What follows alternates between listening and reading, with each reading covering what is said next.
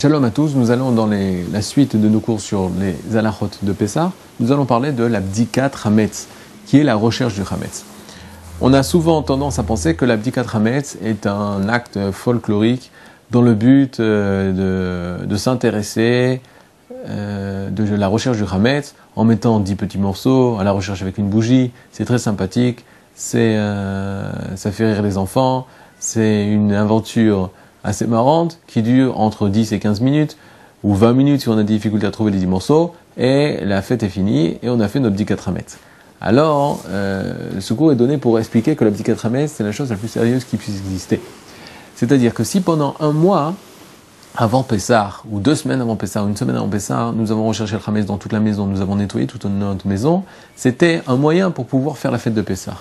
Mais, le soir de Pessah, lorsque le 14 Nissan rentre au début de la nuit, commence la chova, l'obligation de nos chachamim, de nos sages, de faire le ménage de Pessah, de faire la recherche du hametz de Pessah. Lorsque je vais chercher le hametz, le soir du 14 Nissan, je réalise une mitzvah de nos chachamim, à tel point qu'on fait une bracha. On commence à être bdikat hametz avec une bracha. Notre vérification du hametz, notre recherche du hametz, la bdikat hametz, s'élève au niveau de mitzvah. Maintenant, comment faire cette mitzvah? En effet, il y a un grand minhag basé sur les kabbalistes, les koubalim, le Harizal, nous dit qu'il faut mettre 10 petits morceaux dans toute la maison. Je rappelle, pour un problème technique qui peut être problématique, de mettre moins de 10 dans les petits morceaux, de mettre moins de 27 cm3 de pain. Pourquoi? Parce que ce sera, si c'est une grosseur de kazaït, on va arriver peut-être à enfreindre, Chas Shalom, l'interdit d'avoir dans son domaine du hametz. Par conséquent, les 10 petits morceaux de pain seront de moins de 27 cm3, de façon à ce que même si on ne les retrouve pas, ils seront totalement annulés grâce au bitoul, à l'annulation du hametz que nous ferons le même soir. Lorsque nous commençons la bdikat hametz, il faut commencer ça au début de la nuit, ne pas attendre que je rentre du travail ou ne pas attendre qu'on finisse de faire les courses. La mitzvah commence au début de la nuit.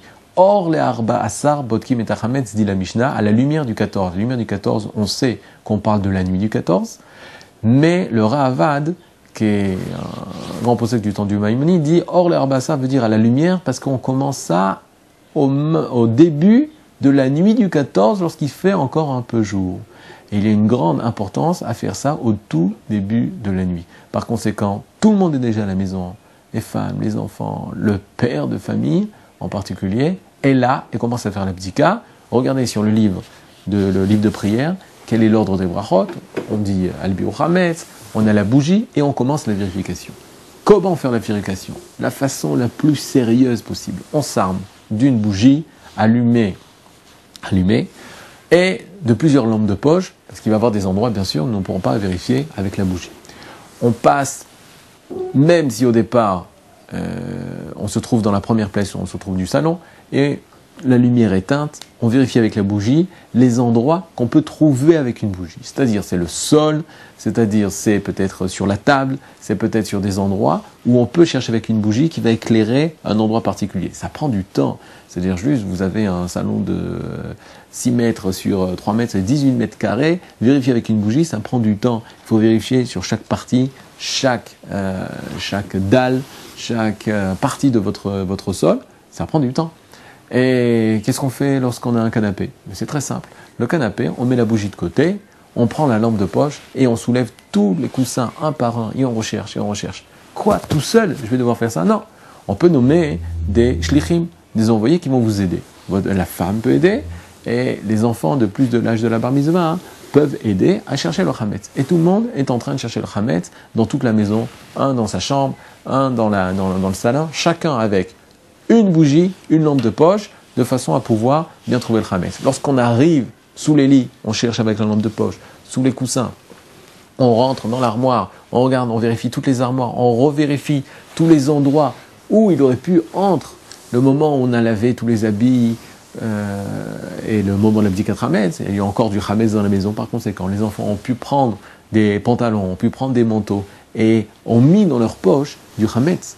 N'oubliez pas aussi, dans la bdikat hametz, de vérifier si ça n'a pas été fait avant et qu'on est sûr qu'il n'y a pas du Hametz jusqu'à maintenant, de vérifier l'intérieur des pantalons, lorsqu'on fait un ourlet où on renverse, il y a souvent des saletés qui pénètrent, surtout les poches des enfants, des habits des petits-enfants, surtout tous les endroits où il peut avoir du Hametz. Les endroits où il ne peut pas avoir kazaït Hametz n'ont pas l'obligation d'être vérifiés. Par exemple, on n'est pas obligé de vérifier les livres feuille par feuille. Seuls les livres qui peuvent comporter kazaït Hametz, c'est-à-dire 25 cm3 de pain, doivent être vérifiés. Il n'existe aucun livre comme ça. Par conséquent, de vérifier la bibliothèque, on l'a fait de façon extérieure, de voir si sur les livres, peut-être est tombé derrière les livres, du Hametz, ça oui c'est possible, mais on n'est pas obligé de vérifier livre un par un. Par contre, il faut faire très attention, des livres que oui, la personne désire étudier pendant la fête de Pessah et mettre à sa table, par exemple des livres de commentaires sur la Haggadah, des livres de Chumash de Shemot, si on veut étudier le soir du Seder, ou des livres d'Alacha, etc., qu'on mettra à notre table, ces livres-là, étant donné qu'il y a la possibilité qu'il y ait une miette dans ces livres et qui tombera sur la table, et je viendrai manger même un micron de Hametz, on avait précédemment dit qu'il était interdit, donc il faudra faire très très attention de vérifier ces livres, oui, page par page. Mais les autres livres, nous n'avons pas l'obligation de les vérifier page par page. Les endroits où on ne rentre pas de Hametz, comme la salle de bain, comme le musée à mort de salle de bain, etc., il est permis de ne pas vérifier, sauf si il y a des armoires qui sont à la portée des jeunes enfants, qui se baladent, ils mettent du Hametz un peu partout.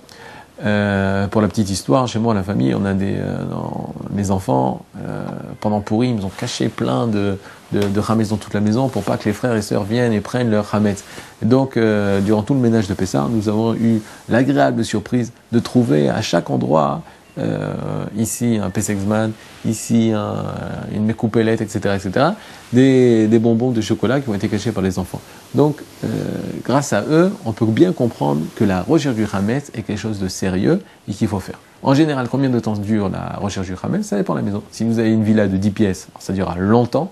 Si vous avez un appartement moyen de 3 à 4 pièces, ça durera entre 1h30, 2h, 2h30.